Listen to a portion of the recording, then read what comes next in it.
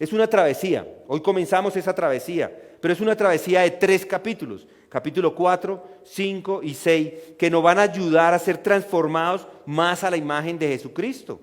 Es una tarea que tenemos, estudiarlos. Y es su tarea, como es la mía, ponerse ropa cómoda, estar bien alimentados, dormir bien el sábado para poder llegar aquí el domingo a poner atención, dejar que Pablo cada semana les hable y les ayude en ese andar, en ese caminar de santificación. No debe olvidar que el cristianismo es, después de todo, una forma de vida. Por supuesto, hay ciertas personas que enfatizan solamente eso y que no saben nada acerca de las doctrinas y no están interesados, no les interesan las doctrinas. Esas personas consideran el cristianismo como una serie de valores o como ética, simplemente moralidad. Pero estoy tratando con ustedes hoy, que son personas que aprecian las doctrinas, pero que corren el peligro de detenerse solo en la doctrina. Algunos de ustedes son naturalmente intelectuales. Dios les ha dado mentes por encima de la media y disfrutan leyendo, estudiando, analizando, razonando y manejando grandes verdades y doctrinas. Pero su peligro particular es pasar todo el tiempo o mucho del tiempo en solamente la doctrina y detenerse ahí, detenerse en la doctrina y no practicar. Muchos de ustedes han leído estas porciones de las Escrituras, esta porción de los capítulos 1 al 3, varias veces inclusive. Y luego, cuando llegan al final del capítulo 3, tienden a decir, pues, cerremos y vámonos porque ahora sigue la práctica. Pero lo que Pablo quiere es lo contrario, pues ahora viene la práctica, es lo que él quiere. No me tomen a mal, leer libros sobre doctrina y teología es excelente, es de provecho y por supuesto es muy importante, pero no caiga en la trampa del diablo. Muchos, en muchas iglesias y en muchos seminarios se la pasan en esto, discutiendo y debatiendo solo ciertas doctrinas, pero no las practican, no practican las doctrinas, no toman la verdad y la ponen por uso. Claro, que también hay otro grupo que se va para el otro extremo y solo ven la práctica como lo importante. Hablan del amor cristiano, hablan de amar, de que amar es lo que más importa, que son las obras de misericordia, la ayuda, las visitas, el servicio, lo que es importante. Y dicen que nada más importa, que nada más cuenta. Pero no es ni lo uno ni lo otro, son las dos. La doctrina y la práctica van de la mano. Y estos textos nos ayudan con esos peligros de pasar mucho tiempo en la doctrina y poco en la práctica. De hecho, Pablo ha dividido esta carta en 2 grandes secciones y las ha dividido de manera perfecta, precisa. 3 capítulos para doctrina y 3 capítulos para práctica. Él, de forma sabia, como maestro excelente que es, nos está mostrando ahora 3 capítulos de práctica.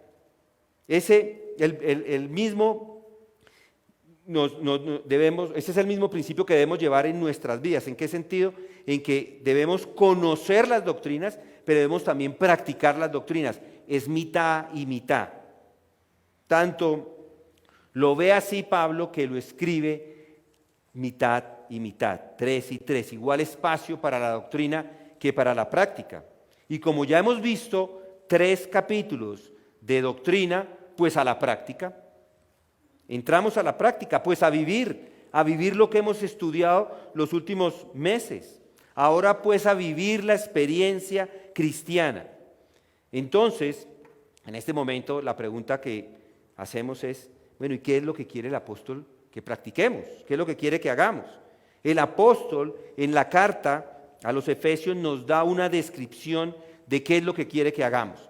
El primer versículo nos describe de forma general qué es lo que quiere que nosotros hagamos. Y luego, en los versículos 2 en adelante, nos da los detalles. Y hoy vamos a ver el carácter general de esa exhortación que hace Pablo. Y en las semanas posteriores veremos los detalles. Pero leamos el capítulo, no entero, pero sí leamos una porción del capítulo para tener una idea de qué es lo que Pablo nos está diciendo, para poder entender el contexto. Pablo, capítulo 4, Pablo dice esto: yo pues, prisionero del Señor, os ruego que viváis de una manera digna de la vocación con que habéis sido llamados, con toda humildad y mansedumbre, con paciencia, soportándoos unos a otros en amor, esforzándoos por preservar la unidad del Espíritu en el vínculo de la paz. Hay un solo cuerpo y un solo Espíritu, así como también vosotros fuisteis llamados a una misma esperanza de vuestra vocación. Un solo Señor, una sola fe, un solo bautismo, un solo Dios y Padre de todos, que está sobre todos, por todos y en todos. Pero a cada uno de nosotros se nos ha concedido la gracia conforme a la medida del don de Cristo. Por tanto dice: cuando ascendió a lo alto, llevó cautiva una hueste de cautivos y dio dones a los hombres. Esta expresión ascendió, ¿qué significa? Sino que Él también había descendido a las profundidades de la tierra. El que descendió es también el mismo que ascendió mucho más arriba de todos los cielos para poder llenarlo todo. Y Él dio a algunos el ser apóstoles, a otros profetas, a otros evangelistas, a otros pastores y maestros, a fin de capacitar a los santos para la obra del ministerio para la edificación del cuerpo de Cristo, hasta que todos lleguemos a la unidad de la fe y del conocimiento pleno del Hijo de Dios, a la condición de un hombre maduro, a la medida de la estatura de la plenitud de Cristo, para que ya no seamos niños, sacudidos por las olas y llevados de aquí para allá por todo viento de doctrina, por la astucia de los hombres, por las artimañas engañosas del error, sino que hablando la verdad en amor, crezcamos en todos los aspectos en aquel que es la cabeza, es decir, Cristo, de quien todo el cuerpo está bien ajustado, unido por la cohesión de que las coyunturas proveen, conforme al funcionamiento adecuado de cada miembro, produce el conocimiento del cuerpo por su propia edificación en amor. Entonces, aquí vemos en estos versículos, el primer versículo es la instrucción general y del versículo 2 en adelante encontramos los específicos hasta el versículo 16. Del 17 vemos inclusive detalles adicionales que son específicos también y que veremos en su momento. Pero hoy quiero que nos enfoquemos en un versículo. En el versículo 1, yo pues prisionero del Señor os ruego que viváis de una manera digna de la vocación con que habéis sido llamados. Este debe ser el carácter general de la vida, vivir dignamente de la vocación con que habéis sido llamados. Este es el principio que gobierna todos los detalles y regresaremos a este principio con regularidad, porque los específicos están desatados del general. A veces, algunos simplemente toman porciones de los textos y los tratan como unidades independientes. Y por eso es que llegan a entendimientos erróneos de las doctrinas, llegan a prácticas erradas, que sí, parecen piadosas, pero están erradas porque todo está ligado o debe estar ligado a esta instrucción general. Los detalles nunca pueden ser entendidos correctamente excepto a la luz del principio general. El todo es mayor que las partes y controla la comprensión de todas las partes. Y el apóstol en estos versos está dejando esto en claro, en ese versículo 1.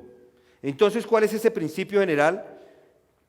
Ya lo veremos, que luego va a ser alimentado por los detalles. Empecemos pues con la descripción general que Pablo da del carácter de la vida cristiana. Yo pues, prisionero del Señor, os ruego que viváis de una manera digna de la vocación con que habéis sido llamados. Si usted y yo entendiéramos estas palabras correctamente, la mayoría de sus problemas se resolverían ahí mismo, inmediatamente. Hay en este texto varios términos importantes que queremos entenderlos y estudiarlos para poder entender todo el versículo. Noten algunas de ellas: digno, vocación, llamado. Y si nos ponemos a analizarlas todas, casi todas son importantes. Y haríamos estudios de cada una de ellas. Y es prioritario conocer bien este versículo para poder entender los otros, los que vienen en el futuro. Cada palabra aquí es de gran importancia y significado. Por lo que vamos a mirarlas una por una. La primera que quiero que analicemos es digno. Digno hace referencia a balance. Digno es como una de esas balanzas con las que se representa la justicia. Un palo en el centro, si las han visto probablemente, otro palo transversal, unas cadenas y alrededor a la parte de abajo unos platos. Hay algunas balanzas así, eran cuando se vendían abarrotes antiguas, eran así. En un lado ponían unos pesos metálicos y en el otro lado se ponía lo que se compraba y se buscaba llegar a un equilibrio. Bueno, esa es la misma idea con esa palabra digno. Digno lleva la idea de equilibrio. Ese es el significado original de la palabra traducida aquí por digno. Dos cosas diferentes que se hacen equivalentes. Eso es lo que el apóstol está diciendo. Eso es lo que les pide a los efesios, o mejor les ruega con todo su corazón. Esa es la exhortación de Pablo. ¿Y a qué los exhorta?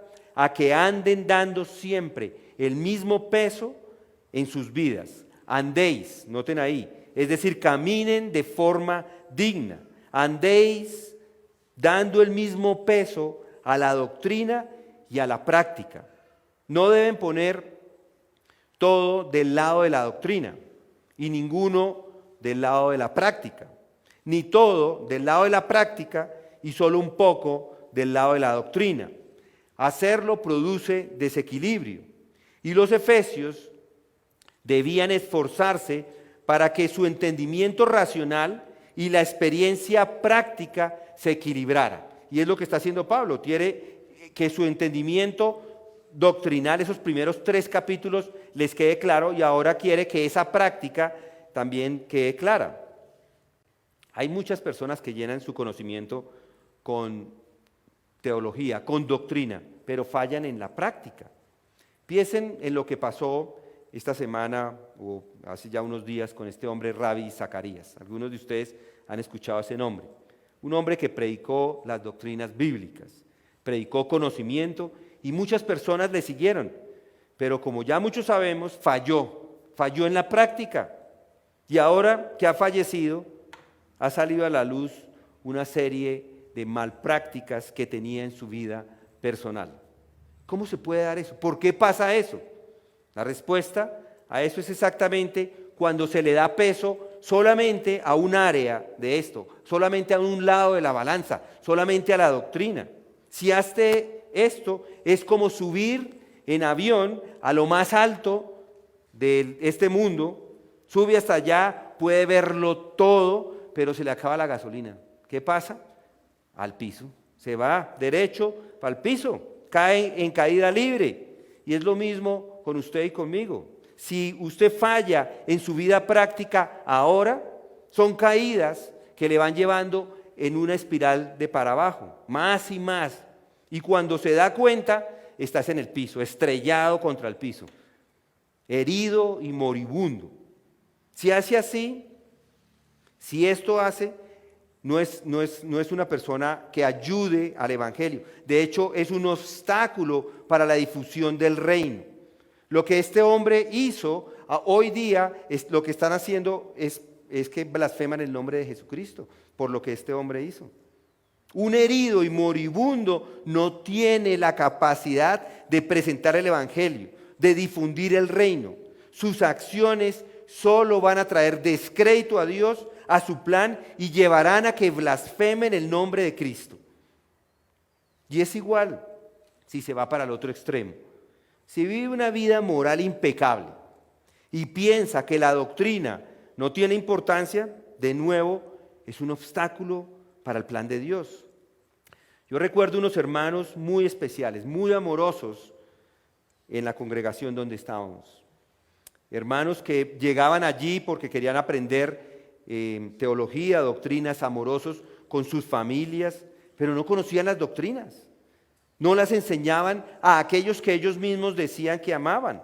No las conocían. Habían descuidado las doctrinas. Y eso es igualmente malo. Es indigno de la vocación a la que han sido llamados. Debe haber un verdadero equilibrio. Deben ser dignos de la vocación con la que habéis sido llamados. La Biblia utiliza este argumento con frecuencia. Por ejemplo, Hebreos 6. Vamos allí, Hebreos 6.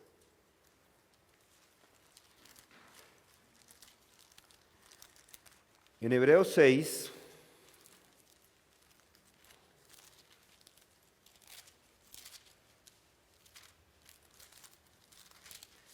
versículo 9, dice estas palabras: pero en cuanto a vosotros, amados, aunque hablemos de esta manera, estamos persuadidos de las cosas que son mejores y que pertenecen a la salvación. Noten este versículo. Pero Dios no es injusto como para olvidarse de vuestra obra y del amor que habéis mostrado hacia su nombre, habiendo servido y sirviendo aún a los santos. Pero, acá hay un contraste, pero deseamos que cada uno de vosotros muestre la misma solicitud hasta el fin para alcanzar la plena seguridad de la esperanza. El autor de la epístola acá les elogia por haber mostrado diligencia, una diligencia maravillosa en el lado práctico de sus vidas. ¿Sí lo notan ahí? El amor que habéis mostrado hacia su nombre y habéis servido y aún han amado a los santos. Pero luego les anima a mostrar la misma diligencia. Dice, pero deseamos que cada uno de vosotros muestre la misma solicitud, que muestren la misma diligencia, especialmente en esa doctrina que presenta ahí, que nos está diciendo ahí, para alcanzar la plena seguridad de la esperanza. Estos cristianos hebreos estaban en problemas porque no habían mantenido ese equilibrio entre la doctrina y la práctica. No estaban siendo dignos de la vocación a la que habían sido llamados. Es decir, lo que tenemos hoy es un llamado. Lo que usted tiene que entender hoy es que hay un llamado a vivir entendiendo las doctrinas y practicando esas doctrinas. Esto se parece, pensemos en un ejemplo para que me entiendan un poco mejor.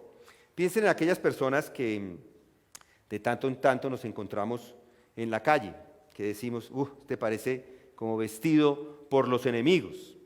Aquellos que llevan, por ejemplo, un pantalón verde oscuro con una camisa rosada. Esos dos colores no pegan, no la van, no están bien juntos, no están balanceados, no tienen un balance digno. Hay algo que no pega ahí, algo que deja un mal sabor, hay algo mal. Y Pablo, aquí en Efesios 4:1, dice, quiere que se dé cuenta de que existe un balance entre doctrina y práctica y no un choque de colores. Nunca debe haber un choque entre la doctrina y la práctica. Hoy hay muchas personas que chocan en estos dos puntos. Falta solamente ver lo que está sucediendo en las redes y hay muchos que han sido buenos hermanos al parecer, pero cuando conocemos más de ellos chocan en la práctica. Conocían las doctrinas, pero la práctica no compaginaba con eso. Piensen otra vez en los colores de la ropa. Hay ciertos colores que no coinciden, que no van juntos.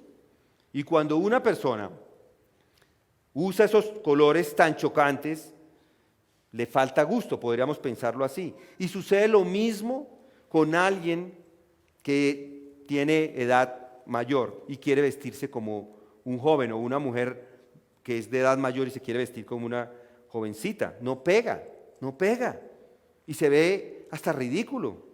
Es igual acá. Esa es la idea que el apóstol transmite acá. Nunca debe haber un elemento de incongruencia o de contraste en sus vidas. Se ve desagradable. La idea del apóstol es que andéis dignos, es decir, equilibrados, que lo que ustedes conocen de las doctrinas también las practiquen. Andéis como es digno de la vocación. Quiero que vayan conmigo a Tito. Es un libro ahí antecito de Hebreos. Tito, Pablo escribe esta carta a Tito para que él ayude con la plantación de una iglesia en Creta. Y entonces da los requisitos para aquellos que deben ser ancianos y obispos, y los lista en los versículos del 5 en adelante. luego habla de los falsos maestros, y luego en el capítulo 2 nos dice la enseñanza o lo que debe enseñar. Dice, pero en cuanto a ti, Pablo hablándole a Tito, enseña lo que está de acuerdo con la sana doctrina. Es lo que él debe enseñar. ¿Y qué es lo que debe enseñar? Dice, los ancianos deben ser sobrios, dignos, prudentes, sanos en la fe, en el amor, en la perseverancia. Y luego, asimismo, dice, las ancianas deben ser reverentes en su conducta, no calumniadoras ni esclavas de mucho vino, que enseñen lo bueno, que enseñen a las jóvenes a que amen a sus maridos y que amen a sus hijos. Luego dice en el versículo 6, asimismo exhorta a los jóvenes a que sean prudentes. Si lo notan, son enseñanzas, son las enseñanzas que él debería tomar. Exhorta a los siervos a que se sujeten a sus amos en todo, versículo 9. Y noten este versículo, el 10. No defraudando, sino mostrando toda buena fe para que adornen la doctrina de Dios nuestro Salvador en todo respecto. Podríamos decirlo de esta forma. La doctrina es, por así decirlo, lo básico. Es la prenda fundamental. Y la vida real es una especie de adorno que se le añade. La exhortación de Pablo es que siempre debe tener cuidado cómo se arregla. La exhortación de Pablo es que piense en esos términos. Entonces yo le pregunto a usted esta mañana, ¿son sus adornos los adecuados? ¿Son congruentes con la doctrina? ¿Coinciden con lo que hemos venido aprendiendo en los últimos meses? ¿Están ustedes llenos de amor? Amor fundamentado en la doctrina. Si ya tiene las prendas básicas, si ha aprendido todo lo que ha aprendido en los últimos meses, ¿sabe cómo las puede adornar? ¿Sabe cómo puede adornar todas esas verdades? La doctrina es el fundamento y la vida el adorno. El propósito del adorno es hacer que esa doctrina sea atractiva, hacer que la gente admire la doctrina, mire la doctrina y se detenga a pensar en ella y a meditar en ella. El apóstol aquí, como en otras partes, hace mucho más que hacer un llamamiento en general a los cristianos para que vivan una vida, simplemente que vivan una vida buena o de filántropos o cosas por el estilo. Es un llamamiento en términos de doctrina. Él quiere que vivan las doctrinas que han aprendido. Y siempre una vida debe coincidir con lo que se sabe. Usted y yo debemos vivir el tipo de vida que adorna la doctrina. Entonces, la exhortación es a que ande como es digno de esa vocación. ¿Y qué es esto de vocación? Esta palabra nos puede llevar a tener una idea incorrecta de lo que dice el texto. Como si existiera una vocación religiosa, como el que tiene la vocación musical o la vocación artística. No habla de ese tipo de vocación. Esa vocación es una llamada de Dios. Esa misma palabra la encontramos en varios otros lugares y la traducen como el llamado. En 2 de Tesalonicenses 1:11, no tiene que ir allá, pero lo voy a leer, dice, por lo cual asimismo oramos siempre por vosotros, para que nuestro Dios os tenga por dignos de su llamamiento, esa palabra vocación, y cumpla todo propósito de bondad. Luego en Hebreos 3:1 dice, por tanto, hermanos santos, participantes del llamamiento. Otra vez encontramos la misma palabra traducida como llamamiento, del llamamiento celestial. Y en Filipenses 3, vamos a Filipenses, devolvámonos un poco si estaba en Tito, Filipenses 3.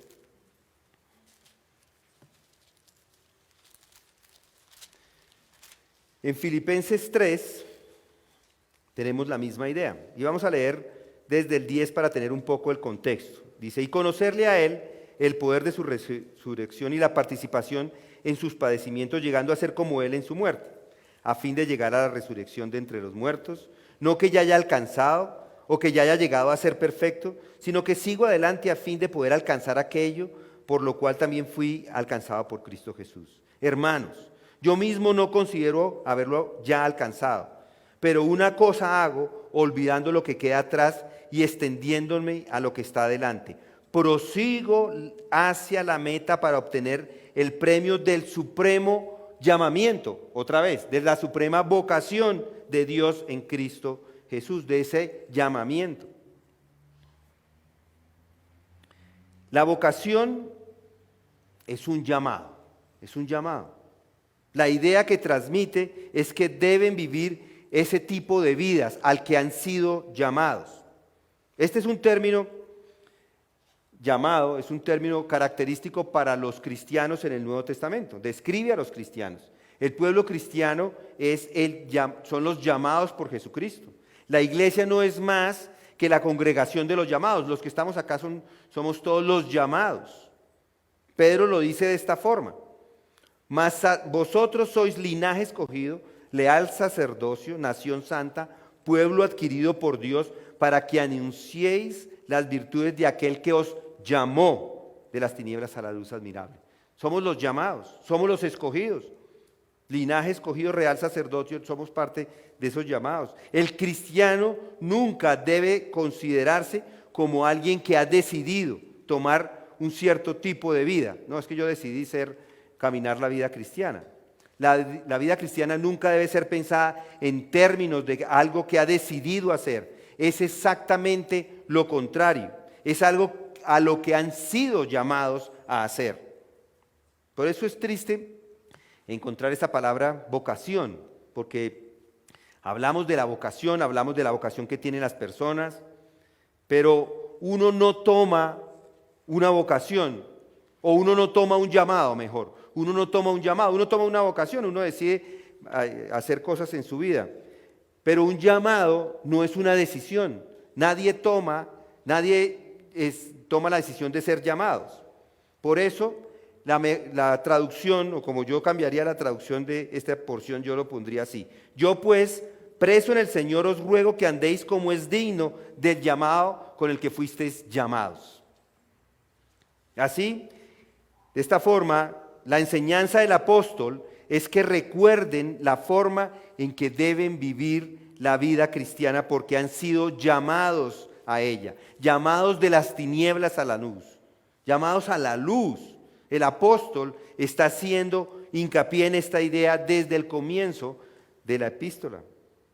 En el primer capítulo dice: bendito sea el Dios y Padre de nuestro Señor Jesucristo, que nos bendijo con toda bendición espiritual en los lugares celestiales en Cristo, según nos escogió en Él antes de la fundación del mundo, para que fuésemos santos y sin mancha delante de Él. En amor, habiéndonos predestinados para ser adoptados hijos suyos por medio de Jesucristo, según el puro efecto de su voluntad. Es una elección. Él los elige, y los elige, como dice Romanos, primero los predestina y luego los llama. Romanos lo dice así: y los predestinó a los que predestinó, a estos también llamó. Desde el tiempo en el pasado los ha elegido, y a esos son los que llama.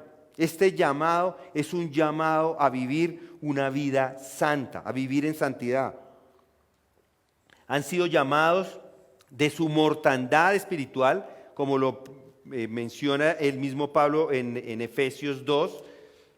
Andabais muertos en vuestros delitos y pecados, en los cuales anduvisteis en otro tiempo, según la corriente de este mundo, conforme al príncipe de la potestad del aire, del espíritu que ahora opera en los hijos de desobediencia.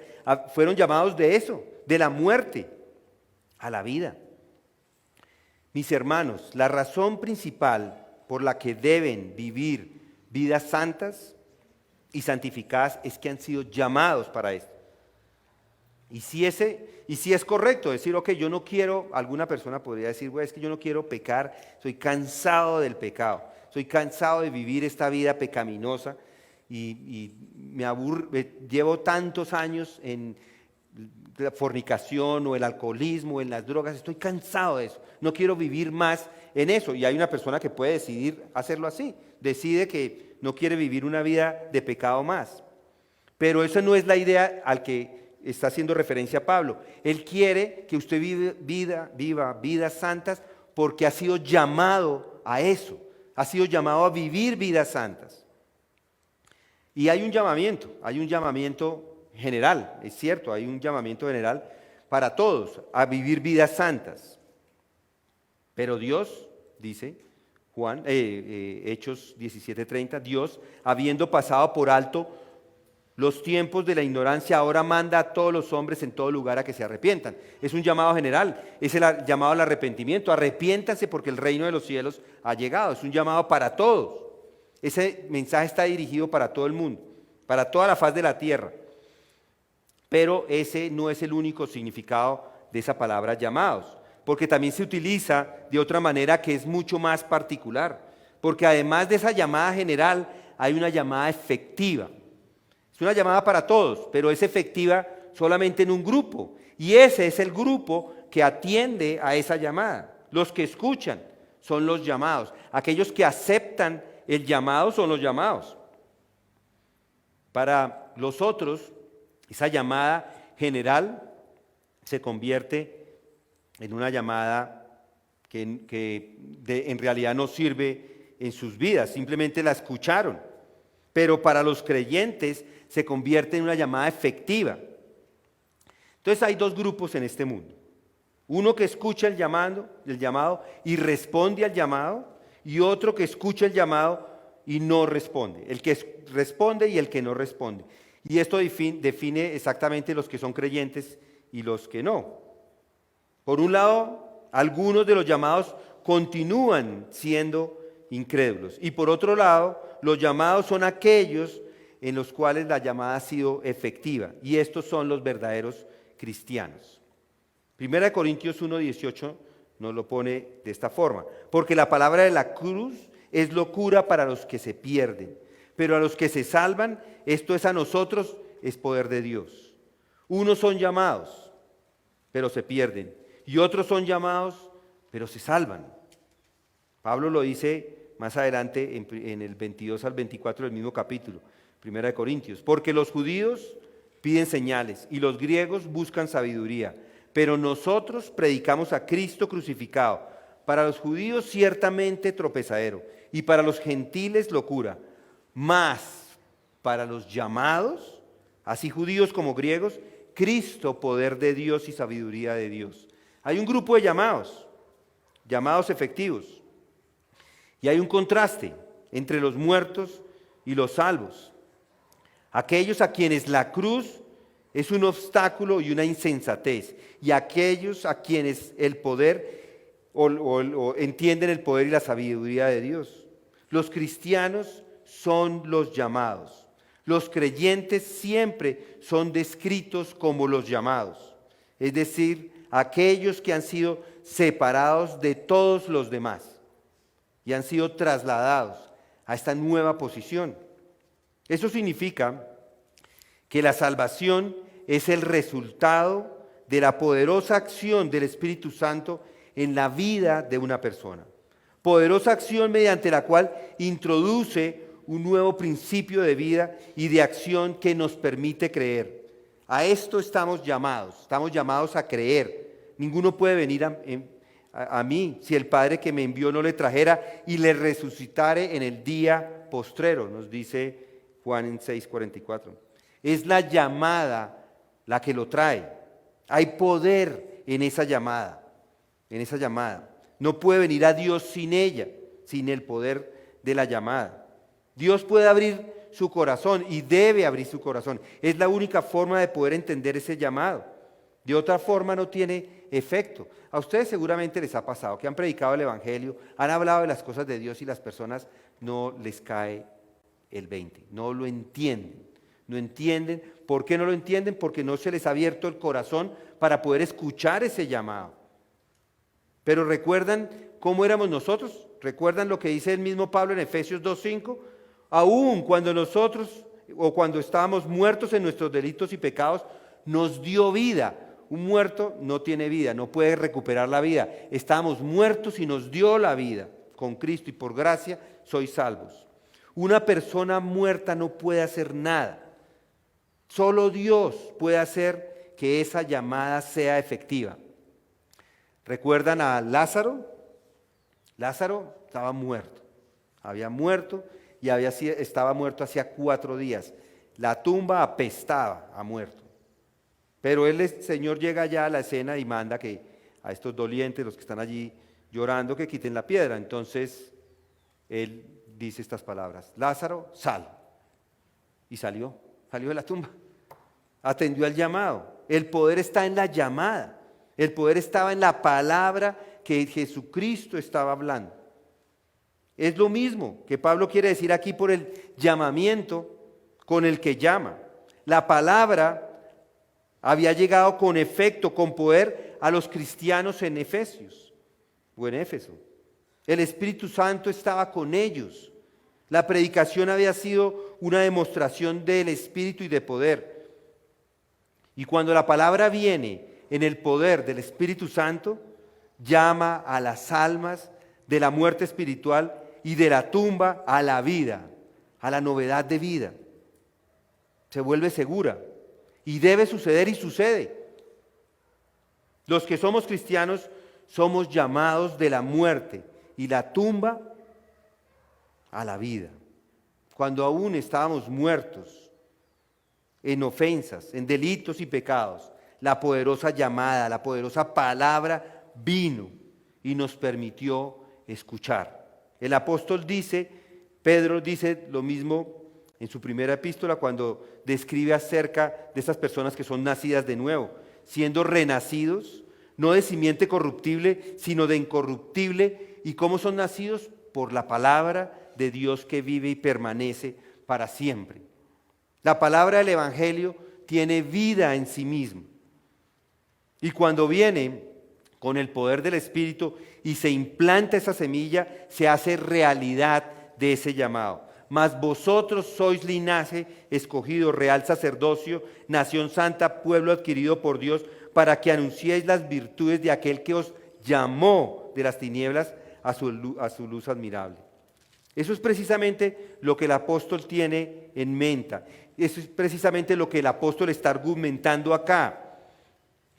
Que han sido llamados para mostrar estas cosas. Sed dignos, dice él, sed dignos de la vocación, del llamado, sean dignos, sean equilibrados. La doctrina y la práctica deben ser parte de sus vidas. ¿Por qué deben ser parte de sus vidas? Porque han sido llamados y ahora hacen parte del cuerpo de Cristo, de su iglesia. ¿Y cómo pueden ser dignos de ese llamado? Pues aplicando la doctrina y el conocimiento a la vida. Y solo puede hacerlo si conoce la doctrina. No puede practicar algo que no conoce. Pablo por eso inicia con la doctrina. Por eso inicia dándonos 3 capítulos de toda la doctrina para que la conozcamos y conociéndola podamos practicar esa doctrina. Para que esas doctrinas gobiernen la mente de cada uno, gobiernen su conducta, gobiernen el comportamiento. ¿Qué debemos hacer entonces nosotros? Pues conocer las doctrinas, conocerlas todas, meditar en ellas, leer lo que está allí, memorizarlas, estudiarlas, analizarlas, morar en ellas. ¿Para qué? Para que las pueda aplicar apropiadamente, para que la doctrina y la práctica vayan de la mano, para que sea digno del llamado al que ha sido llamado, para que diga con Pablo: bendito sea el Dios y Padre de nuestro Señor Jesucristo, que nos bendijo con toda bendición espiritual en los lugares celestiales en Cristo. Lo que importa hoy día es que han sido bendecidos con todas las bendiciones espirituales en los lugares celestiales en Cristo. No hay nada por encima de eso. Todo, con esa frase, todo está a su disposición. Todo está en Cristo, está en Él y Él en ustedes. Siempre debe recordar eso. Esa es la doctrina. Debe recordar ese hecho y vivir a la luz de esa doctrina. Debe vivir dignamente, sabiendo que ya han sido sentados en los lugares celestiales, incluso en este preciso momento. Siempre debe recordar que Cristo mora en sus corazones por la fe y que hay algo de la plenitud de Dios en ustedes. Este es el camino a la santificación, conocer todo eso para entonces caminar a la santidad. Esa es la manera de vivir, de darse cuenta de esas verdades y dándose cuenta de esas verdades pueda ponerlas por uso. Por último, nunca debemos olvidar la forma en que ha tenido lugar esa llamada. ¿Qué es lo que ha hecho posible a una persona venir de la tumba del pecado a la vida y estar sentado en los lugares celestiales con Cristo? La respuesta es la que nos da el mismo Pablo en capítulo 2, versículo 8. Porque por gracia sois salvos. Es por la gracia, por medio de la fe y no de vosotros, pues es un don de Dios. Y noten el versículo 10, somos hechura suya. Mientras estaban muertos, desesperados, desamparados, recuerde constantemente lo que hizo posible que Dios hiciera esto. Su salvación es por la sangre de Cristo. Tenga esto presente. Pero ahora en Cristo Jesús, vosotros que en otro tiempo estabais lejos, habéis sido hechos cercanos por la sangre de Cristo. Si usted mantiene la sangre de Cristo en su mente, cuando el pecado viene, cuando llegan las tentaciones, cuando usted recuerda lo que sucedió a Jesucristo, entonces va a vivir vidas santas. O cuando tiene dudas, cuando no sabe si puede continuar con esta vida cristiana porque piensa que son muchas las cosas que tiene que hacer, vaya a la doctrina y aliméntese de ella. Conozca las doctrinas, repáselas, memorícelas y se dará cuenta que ahora tiene el aliento para vivir una vida práctica. Por eso es que se dan los problemas, porque se olvida o la una o la otra. Mas vosotros sois linaje escogido, real sacerdocio, nación santa, pueblo adquirido por Dios, para que anunciéis las virtudes de aquel que os llamó. Recuerden que han sido llamados. Cristo dio su vida a la muerte para que pudiéramos ser rescatados y para que llegáramos a ser santos, a ser dignos de ese llamado. Por último, tenga en cuenta que el apóstol hace este llamamiento como prisionero del Señor. Por lo tanto, creo que lo que él está diciendo es que vivamos como él ha vivido, como él ha tratado de vivir. Está viviendo su vida como un prisionero. En realidad se encuentra en la prisión en este momento. Y él, estando en prisión, no decide lo que él hace. Yo soy, dice él, el siervo de Jesucristo. Soy su servidumbre. Soy leal a él. Predico su evangelio inclusive desde la prisión. No le preocupaba a él estar en la prisión. Todavía seguía predicando. Estaba a su servicio. No estaba al servicio de él mismo. Y a usted y a mí nos ha llamado a ser su esclavo, a ser su prisionero. Entonces debe vivir como ese prisionero de Jesucristo. Recuerden que no hay sino dos señores acá, o Satanás o Jesucristo.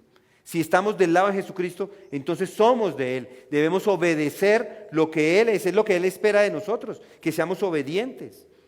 ¿Por qué? Porque han sido comprados por sangre. Glorificad pues a Dios en vuestro cuerpo y en vuestro espíritu, los cuales son de Dios. Ya no son de ustedes, son de Él. No tiene derecho a vivir como le place o como se le antoja. Eran prisioneros del enemigo, ahora son prisioneros de Jesucristo. Que nada más esté en su pensamiento que meditar en esas doctrinas que después se convierten en la práctica. Y aquí vamos a ir viendo la práctica en detalle, vamos a ir viendo una a una cómo es que esas doctrinas se ven en su día a día. Mis hermanos, recuerden constantemente que las doctrinas deben ir acompañadas de la práctica siempre, siempre. No olvide eso. Vamos a orar. Padre, gracias te damos porque tú eres nuestro gran Dios y hoy nos has hablado a nuestro corazón. Sabemos, Señor, que reconocemos, Señor, que no vivimos vidas de acuerdo a lo que tú esperas de nosotros. Ayúdanos a ser fuertes a las tentaciones. Ayúdanos a poner en nuestro ser, en nuestra mente, metas a vivir vidas santas, a vivir vidas que traigan gloria a ti. Ayúdanos a amarte a ti de una forma especial y amar a los hermanos, Señor. Ayúdanos a cumplir los mandamientos. Cuando nos encontremos en momentos difíciles, complicados, de tentación, ayúdanos a recordar las verdades, a recordar los beneficios, a recordar que somos escogidos, que nos has predestinado, que somos tus hijos. Ayúdanos a reconocer que ahora somos coherederos, que hemos sido sellados con el Espíritu, que tenemos ese Espíritu dentro de nosotros que nos ayuda en nuestra debilidad. Padre, oramos para que nuestras vidas sean ejemplo, no solamente para las personas que están cercanas o la iglesia, sino para este mundo, Señor, tan perdido. En el nombre de Cristo te pedimos estas cosas. Amén.